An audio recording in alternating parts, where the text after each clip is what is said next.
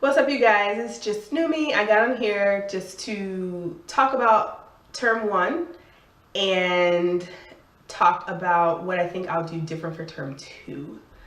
I hope everybody's doing well, and yes, we are officially on our vacation for the holidays, so yes, I'm very excited about that. Congratulations to everyone that has finished successfully term one and they're going into term two. Yeah, congrats to all of you guys. So for term one, as far as like the recap, and I am in a different setup because I'm at my mom's house, and I'm like leaning on her door because I had to have my camera propped up on like random things because I don't have a pole. But anyway, so as far as like the term one recap, so I haven't made a video since MSK module, and I think that was like our third test. So I got bogged down with our CPR module, which, you know, I was like on monster beast mode trying to like make sure that I crank out the things that I needed to crank out so I can do well. So videos were like really on hold. But we had CPR module right after MSK. CPR was for cardiology, pulmonary, and renal. And during that module, like, it was just crazy because it was so much information that you needed to know in such a short span of time. And it was absolutely hard. I don't know about anyone else, but physio for the whole time for me for term one was like a challenge. Like every time I looked at my test breakdown, physio was always my lowest score. And my strategy, because I knew that it was my weakness, my strategy was to make sure that I was like on point with everything else. And I knew physio was gonna be the one that got me. So that seemed to work for me. I don't know if it'll work for term two, but you know, I would have all of these, you know, physio issues, and then I'm like, okay, I can't spend so much time on physio and neglect everything else. So what I ended up doing for after MSK, when I got into CPR and I really figured out, okay, the physio is just gonna be my struggle, I just ended up saying, I'm gonna still spend time with physio. I end up getting a tutor.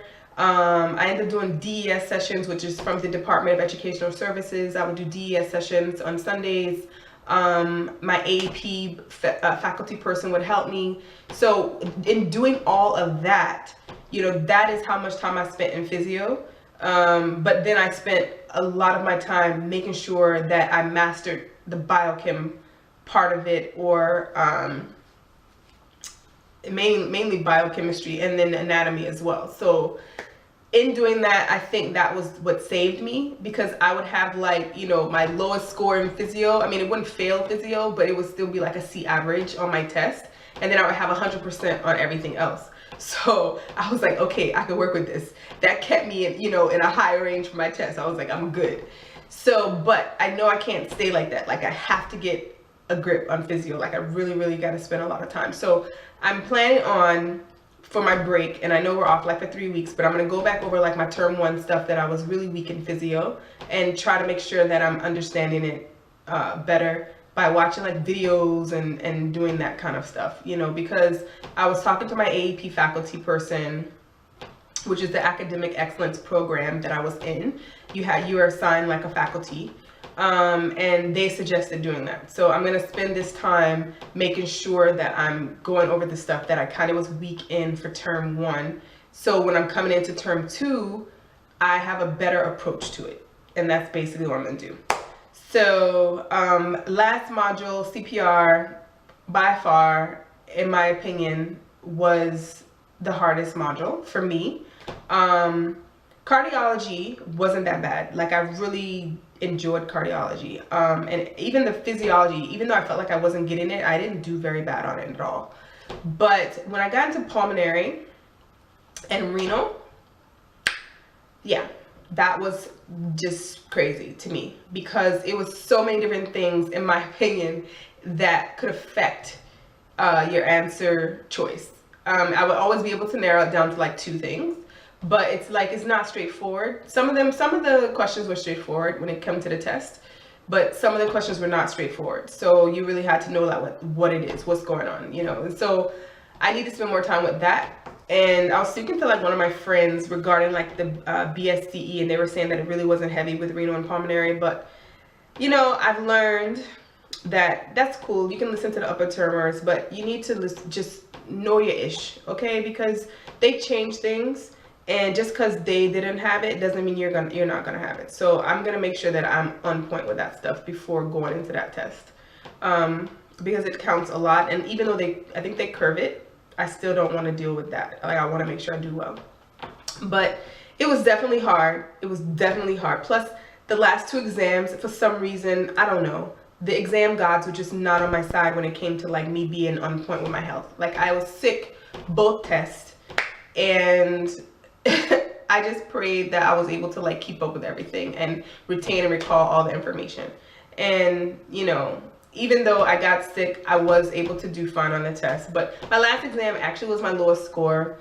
I ended up actually getting a C on that exam, and our average was 75 for that exam, which I don't know. I was told last term it was 75 as well, and my friend was just like, how do you guys keep having, how do they have the same average every single term? Like, I guess the term before her, they said the same thing, 75. So I don't know about the averages. I kind of don't really believe the averages that they put out. I feel like they just put out a number to appease us. And honestly, the averages don't matter. What matters is your grade, right? So who cares? But yeah, I was disappointed in myself because that was like my lowest score. And even on the practical wasn't even that hard. And because I don't know, I think I was fatigued mentally, physically, and just not feeling well. Like, I also made like a C on the practical, which I could not believe that. But anyway, it's over and done with, nothing I can do about it. And you know, I still ended up passing with a decent grade, so I'm okay with that. But in going into, I want to say something about term 1 too.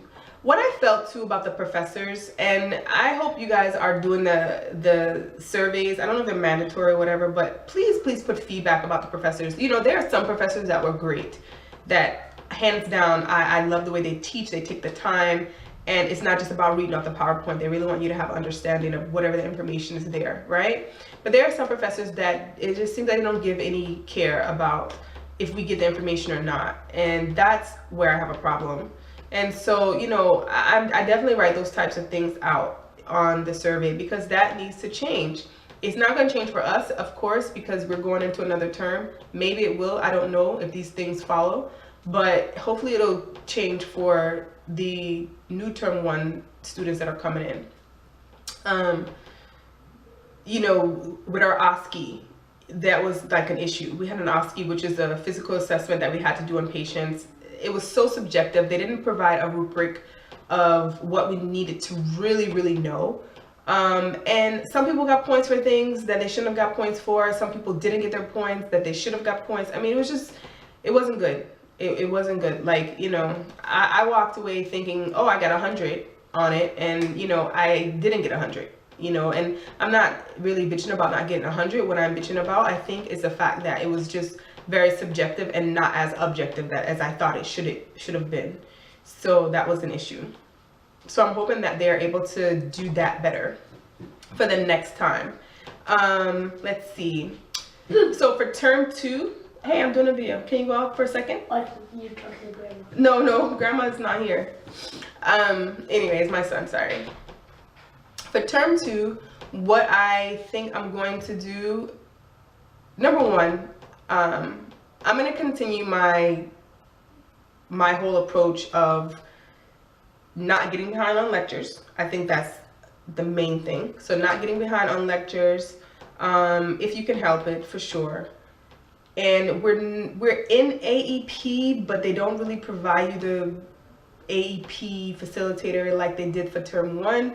So I don't know how that works, but I hope that I have some access to something. I know we still have access to the DES group, so I'll be doing that. Our schedule does change, so we go from once in term 1 going to lecture from 1 to 5. Now we're going to go to lecture from 8 to 12, and then you still have your labs and things of that nature. And I looked at the schedule. I think we have labs like right at the beginning. It's like every other day. I felt like I saw that we have labs. So that is like a bummer, because labs take up a lot of time. And, you know, I don't know how I'm going to approach that, but hopefully I can be productive from 8 to 5. So that's going to be my main time to get things done, is from 8 to 5 while I'm at school, and then at night from 7 until maybe 11 or 12, kind of review some things, and then I'm still going to use the weekends to go through everything. So we'll see. That's my plan. Sometimes, of course, you guys know plans change, so, you know, it may not go that way. We'll see. But I am excited about what is to come for term 2. We have, I think, digestive metabolism, which I absolutely love biochemistry, so I'm hoping to do very, very well in there. We also have neuro, which I don't know much about that, so we'll see. And I was told that neuro is not taught as well, so I don't know. We're gonna see about that, but that's like that's the last part of the term. And then we also have endocrinology and reproductive. I think we have that as well. So that's going to be interesting because I never really had that either.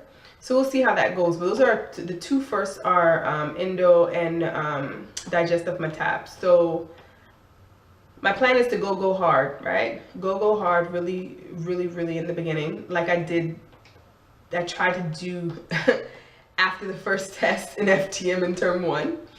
Because you want to have a cushion. You need that cushion. Because at the end when you're tired and you don't do as well in the last test, that cushion helps. So I'm hoping that I don't get fatigued like I did before or get sick like I did for term 1. But you know, you don't know the unknown. So keep a cushion. But anyway, yeah. So that's basically it. This is my update. I am gonna come back, and someone asked me to post a video about what I did as far as like specifically to study. So I'll just maybe post a video about what I did doing that. I don't know if I'll do it today. We'll see. Because I don't have any of my stuff with me. I just have my computer. I don't have like my books that I used. But we shall see. But I hope everybody enjoys their holiday and have a Merry Christmas.